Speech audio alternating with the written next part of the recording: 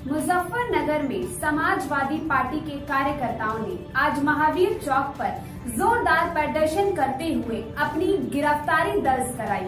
आइए देखते हैं क्या है खबर।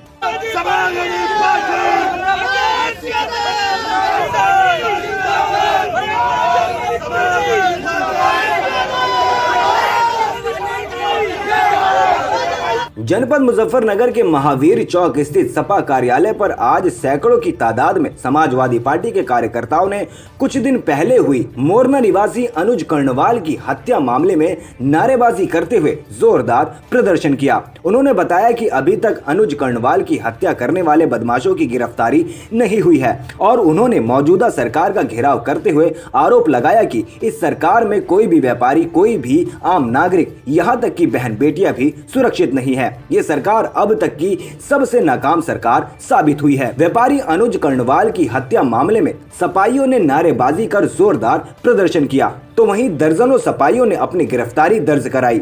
सपाइयों ने मृतक अनुज कर्णवाल की पत्नी को सरकारी नौकरी और 50 लाख रुपए की मुआवजे की मांग की। समाजवादी पार्टी कार्यकर्ताओं का कहना है कि भाजपा क्राइम को कंट्रोल करने व व्यापारियों की सुरक्षा करने में विफल होती नजर आ रही है।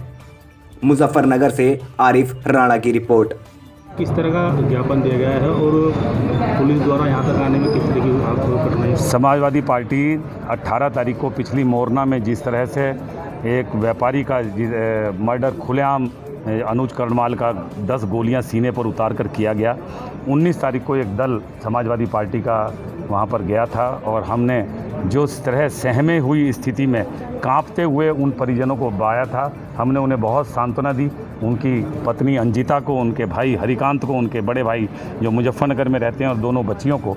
परंतु उस सब के बावजूद जब वहाँ से बाहर निकले तो मोरना की स्थिति देखकर तो हम खुद अचंभे में पड़ गए जब वहाँ के व्यापारियों ने हमें 10-11 व्यापारियों की फहरिस्त दी जो व्यापारी वहाँ से पलायन कर गए थे और उन्होंने अपनी संपत्तियों के ऊपर दुकान और मकानों पर ये पोस्टर लगा दिए थे कि हमारे दुकान और मकान बिकाऊ हैं। इन तमाम स्थितियों के बाद हमने डीआईजी साहब से, एसएसपी साहब से, वरिष्ठ अधिकारियों से मिलकर इस बात को अवगत कराते हुए कहा था कि शूटर्स तुरंत गिरफ्तार होने चाहिए। किन लोगों ने मारा ये बात छिपी ना हो, लोगों की जबान पर हो। खुलेआम मारकर भी लोग खुले संकरे बाजार में हवाई फायर कर दहशत पैदा करने के लिए गए हों, एक इंसान की जान ले ली जाए केवल इसलिए कि मेरा आतंक कायम हो जाए, ये योगी जी के राज में चलेगा? योगी जी की जो नियत बार बार असेंबली में कहने की कि ठोको और ठोको नीति के तहत वो पुलिस को भी ठोक रही है और पुलिस आम आदमी को ठोक रही है और गुंडा भी आम आदमी को ठोक रहा है। चारों तरफ से आफत केवल आम आदमी के खिलाफ ही इस सरकार में पड़ी है। ऐसी उन स्थिति से 18 तारीख से आज 27 तारीख 9 दिन तक गिरफ्तारी ना हो पाने के कारण सबसे अचंभे की बात ये रही कि एग्रीड पार्टी अपनी तमाम हिंदू रीति रिवाजों को भी ताक पर रखकर 13वीं जब तक गरुड़ पाठ पूरा ना हो जाए तब तक मृतक का पत्नी और उसका परिवार जो गरुड़ पाठ सुनने वाले होते हैं वो अपने स्थान को छोड़ने का काम नहीं करते। कितनी पीड़ा रही होगी उनके मन में कि वो आंसू बहाकर मजबूरी में अपने उस पुश्तैनी मकान पर ताला लगाकर, अपने उस प्राइमरी स्कूल पे ताला लगाकर, अपने मेडिकल स्टोर पे ताला लगाकर वो उसका बड़ा भाई हरिकांत कहाँ गया ये किसी को नहीं पता और उनके सबसे बड़ा भाई जो मुजफ्फरनगर में रहता है वहाँ उनकी पत्नी और बच्चियों को शरण लेनी पड़ी।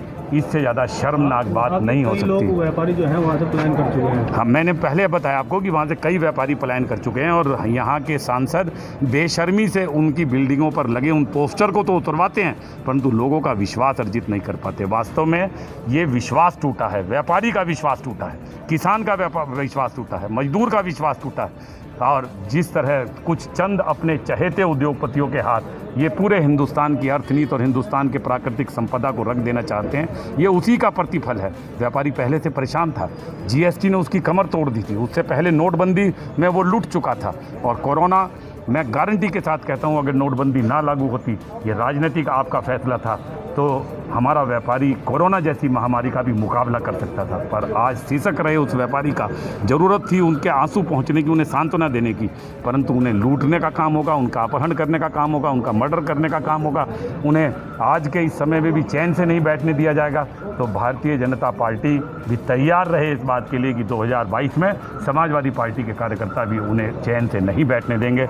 हम व्यापारियों के साथ हैं और हमारी प्राथमिकता उनकी सुरक्षा है। अभी कुछ लोगों की गिरफ्तारियां हुई हैं। हम कोविड के अनुशासन के रहते हुए पंक्तिबद्ध तरीके से शांतिपूर्ण गांधीवादी रवैये से अपना ज्ञापन देना चाहते थे। हमने पहले ही जिलाधिकारी महोदय को और वरिष्ठ अधिकारियों को इस मुतालिक अवगत करा दिया था, परंतु हमें पार्टी कार्यालय में 10 कदम बाहर ही जबरन रोक लिया गया, फोर्स लगाकर रोक लिया गया और पहले से ही लेकर हमारे कार्यकर्ताओं को जबरन पुलिस की गाड़ी में, बस में बैठाकर गिरफ्तार कर लिया गया, जो बहुत ही शर्मनाक है। लोकतंत्र में किस तरह से गला घोटा जाए, ये बात का उदाहरण अगर किसी को देखना हो तो मुजफ्फरनगर के आज की घटना से देख सकते हैं। बामुश्किल माननीय जिलाध्यक्ष जी और हम 5 लोग हम यहाँ पर आए ज्ञापन देने के लिए माननीय जिलाधिकारी को किसी तरह से आँख बचाकर।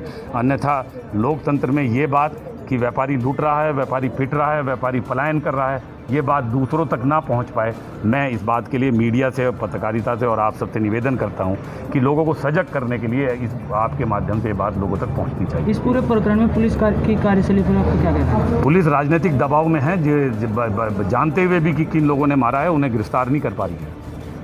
प्रदेश में लगातार क्राइम ग्राफ बढ़ रहा है, उसको लेके क्या कहेंगे? नहीं, समाजवादी पार्टी व्यापारियों के साथ है और निश्चित रूप से मैंने पहले भी कहा कि जो नीतियां समाजवादी पार्टी, वो भारतीय जनता पार्टी के मुखिया की हैं, वो नीतियां गुंडागर्दी को और भ्रष्टाचार को बढ़ावा देने की हैं और उसी का नतीजा है कि आज लगभग 3.5 साल पूरे होने के बाद चारों तरफ हाहाकार है।